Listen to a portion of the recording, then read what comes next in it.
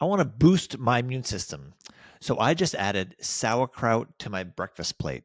Now, check this out 70% of the immune system is housed in our gut. And in this episode, I'm going to explain exactly why I chowed down on sauerkraut, which I completely understand if you think that's the weirdest thing to have with breakfast, which my wife definitely pointed out to me. But if you care about your physical health, your emotional health, your cognitive health, you're going to want to listen to this episode. We're talking gut health. It's a term we've probably heard a lot of lately, but I really want to dig into what this actually means and how you can improve it without getting overwhelmed. So consider this episode just an introduction into gut health. And my question to you is, which of the 5 gut health boosters I present today are you going to start? Today, we're going to explore a really simple framework, or what I think is a simple framework, and I'm going to call the gut health pyramid. And this is going to help us understand where to start and what really matters with gut health. Let's review some stats real quick. Again, 70% of our immune system is housed in the gut. So if you want to fight off diseases and infections, and certainly depending on the time of year when there's the colds and flus are around, you're going to want to have a really strong immune system. If you want a really strong immune system, you need to take care of our gut, because 70% of the function is housed in our gut. Also, if you want to be happy, if you want to have some feel good vibes, we need to know this: 90% of the serotonin in our body is produced in the gut, almost 90%. And serotonin is this neurotransmitter that has a major impact on affecting our mood and mental well-being. And again, they call it like the feel-good neurotransmitter. So it contributes to the feelings of happiness and well-being and feeling content. Conversely, low serotonin levels have been associated with depression, anxiety, and other mood disorders. It's so much so there's a growing field called nutritional psychiatry. Nutritional psychiatry, which is really examining the relationship between diet and mental health. And we also know that poor gut health has been linked to chronic inflammation, which contributes to diseases like diabetes and heart disease. So, to say the least, gut health, which it's hard for me to look online for health and nutrition information without seeing gut health come in here, we need to be aware of. We need to start making sure that we have this gut health top of mind, and we're making nutritional decisions, and really, as I'm going to explain, some behavior decisions to maximize our feel good chemicals, to maximize our immune system, and all the benefits of having a healthy gut. So, the purpose of this episode is to introduce the concept of a gut health pyramid and to give you 5 simple foundational steps to improving your gut health. And this is going to be the first in a series around this topic. But by the end of the episode, what I really want us to understand is the very basics of the gut-brain connection. I want us to learn about the microbiome's key players, and we're talking bacteria, fungi, and viruses, which I think in any other context, those all sound bad, but they're absolutely vital to our gut health. And we're going to have actionable steps to start improving our gut health today. And you may just start having a little bit more sauerkraut like I did. And if you're not into sauerkraut, I think that's kind of crazy. That's probably a whole other episode I should do. But if you get really good sauerkraut, especially one that's a little bit spicy, it is so good. I mean, just fork in the jar, eat it kind of good. But I digress. My name is Aaron Shaw. I am from Healthspan Physio Coaching. Healthspan is the length of time within our lifespan that we are healthy, active, vibrant, and ideally free from preventative conditions. The pillars of Healthspan, which I talk about all the time, are exercise, nutrition, sleep, emotional well-being, and preventative care. And gut health touches on many of these pillars. All the more reason to do this episode and to do what's going to be a series of episodes on gut health, because it is such an impact, and to be frank with you, far more impact than I ever imagined. I always just sort of thought it was a nutritional thing to be aware of, and don't eat some bad food, eat more good food, and then your gut's healthy. I was way off the mark. It is way more essential. It's way more integrated into our overall health, into our health span, into our lifespan. It's been quite humbling to do some research on this. But my clients, my typical coaching clients, are busy professionals. have some decision fatigue. They're feeling the effects of middle age and aging in general, have aches and pains, dealing with some weight gain often. And most of my clients, or all of my clients, know a lot of what they should be doing from a health span perspective and a longevity perspective, but they have trouble following through. And that's where I come in. My mission is to use my nearly 3 decades of health coaching and rehab experience to help people reach their true potential. And the reason why I'm doing this podcast is so I can reach more people than just the one-to-one clients that I do have. But I do have one-to-one clients. And if you are interested in learning a little bit more about what a coaching experience might be like with me, by all means, reach out via this podcast. And as always, I am forever grateful if you would subscribe and follow. But let's start off here. What is gut health? What does that even mean? The gut, it's part of the digestive system, which is probably pretty obvious. And so we're talking the stomach, the intestines, and the microbiome. So the microbiome sounds like such a scientific outer space sort of word when I think about it. The microbiome. It's a collection of trillions, yes, trillions of microorganisms that include bacteria, fungi, and viruses. And here's an interesting stat for us. There are roughly 10 times more microbial cells in the human body than actual human cells. So think about this. These little cells are just sort of along for the ride. They're living within us. And these cells collectively weigh 2 to 5 pounds. So we are carrying with us 2 to 5 pounds of these cells in our gut to help us function. And they are essential. They're little, if you think that you have a service dog or something that's essential to your function, well, we've got trillions of little tiny service dogs, if you will, that are within us, that are helping us function, get through day to day, and are an impact, again, all of these amazing components of our health span. A healthy gut will function to impact digestion, immunity, overall physical health, and mental health. So health span depends on a healthy gut. Let's dig in briefly to the role that these microbiome players are. So we talked about bacteria, fungi, and viruses. Number one, bacteria. Bacteria actually aids in digestion by breaking down fiber. And when we do that, it will help reduce inflammation and nourish the gut lining. Bacteria help regulate immunity by producing an antimicrobial compound. And really, it turns out that this bacteria acts as like a training system for the immune system. So it trains the immune system to recognize bad guys, harmful invaders of the body. As I spoke about earlier, this bacteria is what helps produce neurotransmitters like serotonin and dopamine. So remember, serotonin is that feel-good neurotransmitter that gives us the good vibes.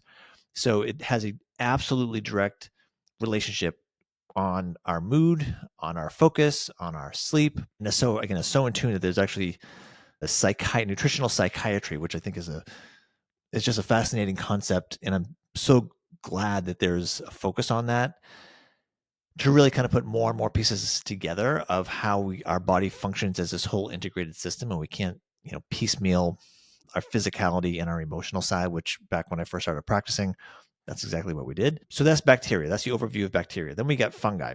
This supports digestion by breaking down complex carbohydrates and plant fibers. And it really focuses on helping, balance out the gut. It really maintains this microbial diversity and will strengthen our overall gut health. That's the value of fungi. And viruses, again, something that the last thing in the world I would think of is that my gut needs a virus. I feel like, everything is like antivirus, but we do need viruses. They call these bacteriophages. So they are literally viruses that infect bacteria. So what it does, it helps regulate these bacterial population, again, maintaining this balance. And so we need these three creatures, if you will, living within us to create this balance so the gut can function optimally. Which brings us to the gut-brain axis. You can look this up if you really want to do a deep dive. Look up gut-brain axis. So it's a two-way communication system between the gut and the brain. And if you look it up and you'll read a little bit about it, it really talks about the vagus nerve. So this nerve is like the superconductor communication system between the brain and the gut. And the main functions of this is that the Gut bacteria will produce these neurotransmitters, as I said, serotonin, that will affect mood and mental health. So, stress, we need to remember stress will disrupt this balance of our gut. We really need to think of this gut brain axis as making sure that we remember that it's a two-way communication. So, stress can disrupt the gut balance, while gut imbalances can increase stress and anxiety. So it goes both ways. One example of chronic stress, you may have heard the term leaky gut. So chronic stress can cause leaky gut, and that increases inflammation and can impact brain function. So it works both ways. And I think we're all familiar with times if you get really nervous or stressed out about something in a stressful situation, you have a GI reaction to that. And that is clearly a demonstration of the brain is connected to the gut and vice versa. So why does this matter? Well, having a healthy gut, which is what we're going to focus on here, having a healthy gut supports emotional resilience. It supports focus. It supports mental clarity. And again, conversely, having poor gut health can actually contribute to mood disorders like anxiety and depression. So if you work in a stressful environment, if you hopefully not, but if you live in a stressful environment, if you feel like you're maybe have challenges managing stress and anxiety, you have to address your gut health. And we're going to review 5 very simple things that you can do starting immediately to improve your gut health. So we'll get to that in just a second.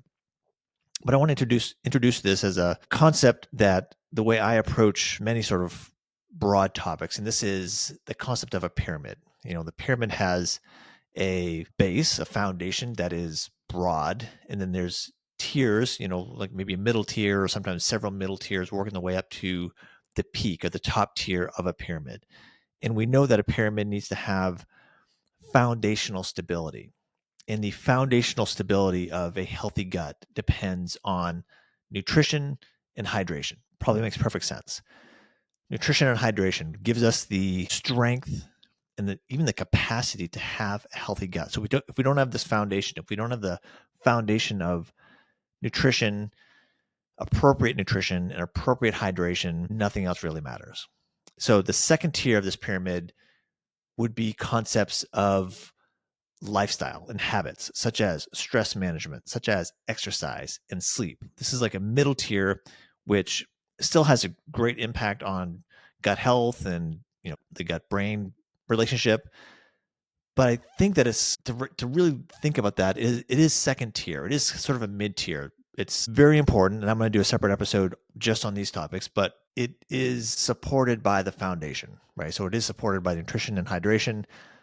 Then we've got the middle tier, which is lifestyle habits, stress management, exercise, and sleep. And then lastly, we have the top tier. And if you can think of these, the top of this pyramid as like kind of maybe some advanced strategies such as supplements, gut testing, and even something like intermittent fasting, maybe something that would be, top tier focus. So not to be ignored, but this concept of a pyramid, and I can think that I speak to this a lot when it comes to exercise and physical strength and capacity. And I think that so many people focus on not the fundamentals, but the top of the pyramid. So the top of the pyramid is often supplements, for example. Supplements are certainly not bad, but you can't supplement your way out of a bad diet, bad decisions, bad unhealthy habits. You just can't go to that pointy part of a pyramid and say, "Oh, I'm just going to cherry pick off this stuff on top," because while there may be improvements to be had, those gains from playing with the top of the pyramid those gains are going to be small, small 1% gains. When if you get the foundation of something done well, and especially if you get the foundation and mid tier of a system done well, of a gut health pyramid, if you get that part done well, you are 95% of the way there, if not 100. And so if you get 95% of the way there and you've got all the foundation just dialed, your systems are dialed, your lifestyle choices are dialed, then yeah, by all means, we can just talk about the top tier, more advanced strategies, but please don't get distracted by supplementing your way to a healthy gut. It takes a broader, more holistic approach to reap these benefits to improve your health span and lifespan. Starting with the foundation ensures sustainable long-term improvement. So the focus for today in this episode is that we're going to build the foundation with simple, actionable nutrition and hydration strategies. There are going to be 5 steps to building this foundation. 5 steps that are based around nutrition and hydration that are specific to your gut health. The first step, prioritize fiber-rich foods. So why does this matter? Fiber feeds beneficial bacteria. So there's the good bacteria that's in our gut. Fiber is nutrition for this bacteria, which reduces inflammation and strengthens the gut lining, so that basically the housing of our gut. Examples of fiber-rich foods include vegetables. Yes, eat your vegetables. Broccoli, kale, carrots. Fruits, think bananas, think berries. And when I say fruits, I don't mean something that has it's been mixed up and has some added sugars or whatnot. I'm talking like literally eating a banana, a whole banana, peel the banana, eat it. That is gold. Think about whole grains, so oats and quinoa. Think about legumes, so we're talking lentils and chickpeas. These are all examples of high fiber foods. And what we're trying to shoot for any given day is around 30 grams of fiber a day, ballpark. Everybody's different. Yes, somebody's going to message me and say that's far too much. Someone's going to say that's not nearly enough. It's a ballpark, generally agreed upon ballpark. Current diet does not have very much fiber in it. I would thoughtfully, gradually increase your fiber load over time, just because you may avoid bloating. Let your body kind of get accommodated to that. But number one, prioritizing fiber-rich foods is going to be great for your gut health. Step 2, add fermented foods. Fermented foods introduce probiotics. We're looking for something on a container that says live bacteria or live beneficial bacteria. And that will help restore the gut balance and improve digestion. Examples of fermented food include yogurt, sauerkraut, kimchi, kombucha. These literally have live cultures. And so when you do look at labels, make sure it says live and active cultures on it. Fermented foods, it should be easy to find. But again, just make sure, double check that it does say live and active cultures, because that does make a difference. Step 3, stay hydrated. I mean, this should be absolutely fundamental. If you're interested in health span and lifespan, you have to stay hydrated. Water is absolutely necessary to maintaining the lining, the mucosal lining in the gut, and it supports digestion. So another ballpark to shoot for here is 8 to 10 glasses of water a day. And I've met people who just can't drink water. They don't like the taste of water. Okay, so be it. Try herbal teas or something for variety. But hydration is key. You should always have a water bottle nearby. Sip on it throughout the day. If you work in a place or your life gets so busy that you just can't have one nearby, you may be forced to, I don't want to say chug a bottle of water, but you may be forced to sit there and have a full glass or 2 of water in one sitting before you run back out into the clinic or into your work environment. And if you can't come back to it. So that's adapt as you need to. I will put in a little point here. And even though this isn't exactly hydration, but I do want to speak about alcohol, which has a significant negative impact on your microbiome. So hopefully you don't think consuming alcohol as a form of hydration, but because you would drink alcohol and drinking water is drinking. So maybe this is step 3 is about drinking in general, but alcohol, if you really want to improve your gut microbiome, you're going to want to limit the alcohol that you consume, because it is going to ultimately help wipe out your microbiome. So you don't want that. Step 4, avoid processed foods and excess sugar. So processed foods and sugar feed harmful bacteria. So you're basically disrupting the balance in your gut. When you have excess sugar and certainly all the processed foods that has whatever chemicals in it, you are literally feeding the bad guys. You're feeding the bad guys in your gut. And even though our palates may say it's so good, you are sabotaging your immune system. You're sabotaging that gut-brain relationship, your attention, your cognitive status. So please try to avoid processed foods, or at least minimize processed foods and excess sugar. If you find yourself snacking on kind of sugary snacks, you can try to replace sugary snacks with a whole food alternative like nuts or fruits. Again, go back to bananas. Bananas are great. Or, I mean, if you really want, for me, like the superfood or super snack would be a banana and some almond butter. But that's me. Step 5, incorporating healthy fats. What we want to think about with this are omega-3 fatty acids. Omega-3 fatty acids can reduce gut inflammation and really help just support the microbiome diversity. Examples of healthy fats could be found in salmon, olive oil, flax seeds, and walnuts. So from the top, we have 5 simple steps that you can take to help build the foundation of your gut health pyramid. So we're talking nutrition and hydration. Step 1, prioritize fiber-rich foods. Step 2, add fermented foods. Step 3, stay hydrated. Step 4, avoid processed foods and excess sugar. And step 5, incorporate some healthy fats, flax seeds, walnuts, olive oil, and whatnot. Those are 5 things that should be pretty approachable, pretty reasonable to improve your gut health. I promise in other episodes, because there's so much more to this, I'm going to dig into the middle tier of our pyramid, and that would be healthy lifestyle considerations. These are going to be stress management, exercise, sleep, which I've done a bunch of episodes on before, but I'm just going to keep on talking about it because it is so vitally important to our health span and our lifespan. We're going to talk about whether it's meditation and yoga from a mental positivity impact on the gut-brain axis. It's going to be physical exercise. It's going to be sleep tips. Sleep hygiene have a massive impact on our gut health as well. But again, this is going to be a middle tier topic, and then we'll work our way towards some more advanced strategies, kind of the tip of the pyramid. And so we'll explore probiotics and prebiotics and microbiome testing, and even some intermittent fasting, which again, I've been reading more and more about this, and I hate to even say I don't do proper fasting, certainly not for full days, but I am exploring for myself some longer durations of fasting, basically the time between dinner and the first meal of the day, overnight. So as always, I'm Exhibit A, and everything I learn from the things that I've learned through the years that I've studied, I want to apply to myself before I speak about them. So I have a leg to stand on, so to speak. So I'm playing a little bit with intermittent fasting.